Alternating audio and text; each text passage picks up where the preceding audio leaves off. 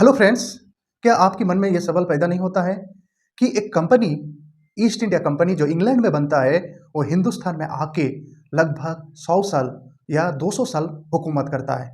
इसका क्या वजह है कि एक कंपनी आके हिंदुस्तान में, जो हिंदुस्तान एक सबकॉन्टिनेंट, इतना बड़ा देश में आके अपना धीरे-धीरे पॉलिटिकल इंटरफेयर करके पूरा हिंदुस्तान को हड़प लेते हैं और इतना एक्सप्लॉइट करते हैं कि हिंदुस्तान को जीडीपी था 26%, जब हिंदुस्तान छोड़ के गया तब 4% सिर्फ बचा था। तो इसका वजह क्या है? चलिए इस वीडियो में हम समझने की कोशिश करेंगे कि देखिए, हिंदुस्तान हमेशा लूटता रहा। फिर ऐसा ही जब भी हमारा हिंदुस्तान सेंट्रल पावर कमज़ोर हुआ, तब भी कोई ना कोई बाहरी ताकत आके हिंदुस्तान को कब्जा करने की कोशिश किया। उनमें से एक थे अंग्रेज। अंग्रेज अर्थात इंग्लैंड में 1600 एडी में एक कंपनी बनता है। उस कंपनी का नाम है east India company. East India company queen Elizabeth के पास एक चार्टर मिलता है कि हिंदुस्तान में आके उन्होंने ईस्ट में अर्थात एशिया में आके अपना व्यापार करेंगे और उस कंपनी को 100% मोनोपोली मिल जाता है। तो इस तरह से हम देखते हैं कि ईस्ट इंडिया कंपनी 1600 एडी में बनता है इंग्लैंड में और हिंदुस्तान में अपना दूत भेजता है 1608 में कैप्टन विलियम हॉकिंस को। कैप्टन विलियम हॉकिंस जहांगीर के दरबार में आते हैं 1613 में और आके हिंदुस्तान में अपना ट्रेड करने के लिए परमिशन मांगता है।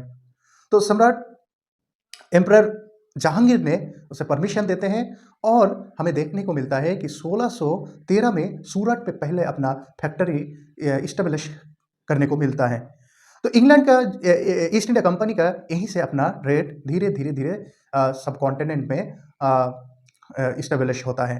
तो ईस्ट इंडिया कंपनी को फिर 1615 में फिर भी एक 1615 में फिर थॉमस रो जो कैप्टन, उसको भेजा जाता है एम्परर जहांगीर के दरबार में और फिर वो हिंदुस्तान में अपना ट्रेड की और परमिशन मांगता है। तो इस तरह से एक ईस्ट इंडिया कंपनी जो इंग्लैंड में बनता है, हिंदुस्तान में आके अपना व्यापार ट्रेड शुरू कर देते हैं। लेकिन उनकी नज़र और दूसरा था, क्योंकि धीरे धीरे उन्होंने क्या किया, हिंदुस्तान का जो पॉलिटिक्स में उसमें एंटर करने की कोशिश करते हैं। हमें देखते हैं कि बंगाल में पहले उन्होंने एम्परर शाहजहाँ के टाइम में अपने हुगली को कैप्चर करने की कोशिश किया, लेकिन उस टाइम में अपना शाहजहाँ के जो जनरल कासिम खां था उसको 1632 में भेजा और इतना मार मारे थे ईस्ट इंडिया कंपनी को कि ईस्ट इंडिया कंपनी माफ़ी मांगना पड़ा और फिर परमिशन मिला और इस तरह से फिर ट्रेड करना शुरू किया। इसके बाद से ईस्ट इंडिया कंपनी 1757 से पहले अपना कोशिश नहीं किया कि मुगल साम्राज्य के अंदर अपना हुकूमत इस्टेब्लिश करने का जो सपना वो नहीं किया।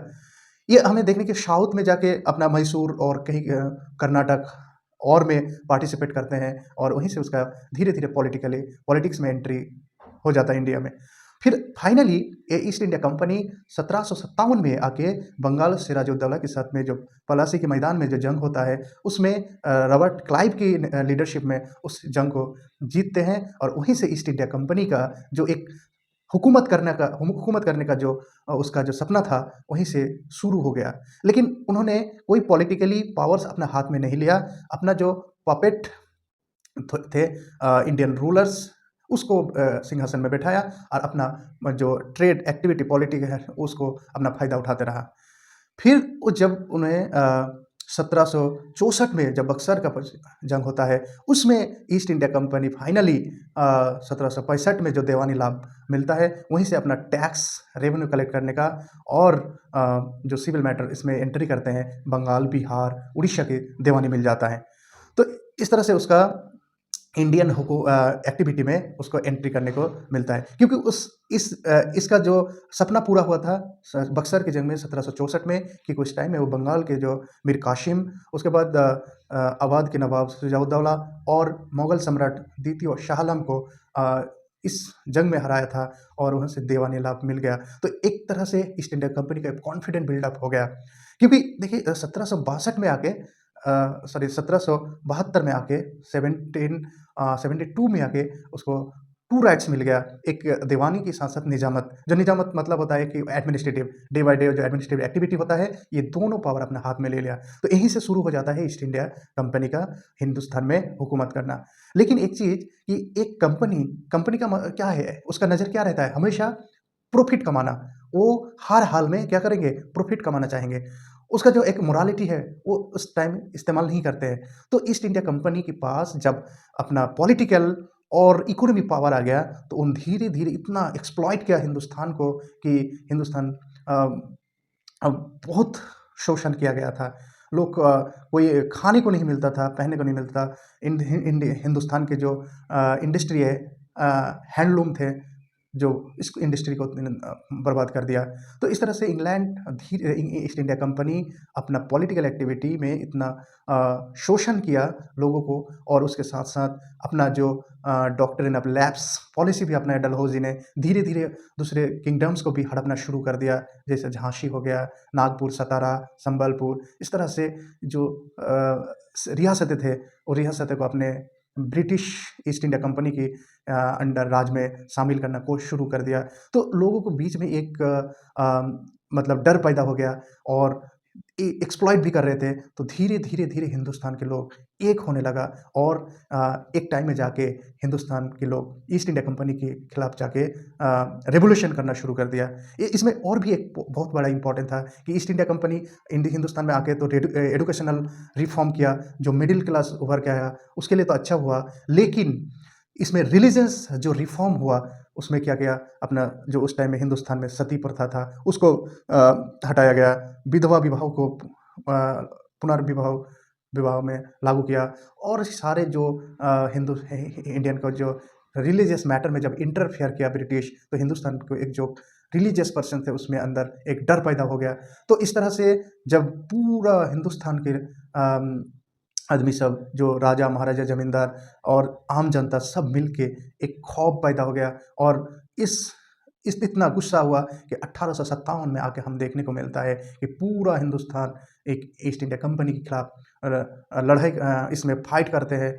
और इसके चलते हमें देखने को मिलता है कि ईस्ट इंडिया कंपनी को फाइनली 1858 में आके इसको लैप्स कर देता है, इसको एबोलिश कर देता है, ईस्ट इंडिया कंपनी को पावर से हटा देते हैं। तो इस तरह से हम देखने को मिलता है कि जो एक ईस्ट इंडिया कंपनी 1600 एडी में बनता है इंग्लैंड में, हिंदुस्तान में आके 1613 में आके परमिशन लेते हैं हिंदुस्तान में अपना ट्रेड करने के लिए, और धीरे धीरे ट्रेड करते करते 1757 में आके अपना ये पॉलिटिकली इंटरफेयर करते हैं। फिर 1764 में आके बक्सर की फाइनल जंग होता है, जिसमें ईस्ट इंडिया कंपनी को हिंदुस्तान में हुकूमत करने का पूरा रास्ता साफ हो गया, और उन्होंने धीरे धीरे एक के बाद एक चार्टर मिलते गया। और 1757 में आके जो हिंदुस्तान को जो चिंगारी इसको लगाया था पूरा मंगल पांडे ने, जो बैरकपुर से शुरू किया था, और ये सिपाही ने पूरा हिंदुस्तान में अपना जो बिगुल बजा दिया है हिंदुस्तान में। ईस्ट इंडिया कंपनी का जो टॉर्चर, इसका जो शोषण, इसका जो रिलीजियस पॉलिसी, ये सारे लोगों ने इसके खिलाफ चला गए और उसको हिंदुस्तान से मिटाने की कोशिश किया। फाइनली उस जंग में तो 1858 में तो फाइनली जीत नहीं पाया, लेकिन इस जंग ने ईस्ट इंडिया कंपनी का जो हुकूमत, एक ट्रेड कंपनी के हाथ में पूरा हिंदुस्तान जो हुकूमत था, इसको पूरा ख़त्म करवा दिया। और उस टाइम इंग्लैंड की पार्लियामेंट विक्टोरिया के नाम से क्वीन विक्टोरिया के नाम से पूरा हिंदुस्तान पे फिर हुकूमत शुरू किया। तो इस तरह से हमने देखने को मिला कि 1757 से लेके 1858 तक एक लगभग 100 ईयर्स जो हुकूमत, इसमें हमें ईस्ट इंडिया कंपनी हुकूमत किया। और 1858 से लेके 1947 में ये एक क्वीन विक्टोरिया के नाम से हुकूमत किया गया, जहाँ पे वायसराय की पद उपाधि शुरू करवाया था। तो इस तरह से देखने को मिलता है कि एक कंपनी जो इंग्लैंड में बनता है और पूरा हिंदुस्तान में आके हुकूमत करता है। तो देखने को मिला कि किस तरह से एक ईस्ट इंडिया कंपनी का उत्थान हुआ और किस तरह से पतन हुआ। तो चलिए हम फिर मिलते हैं अगला वीडियो में। Thank you, have a great time, bye bye, see you again.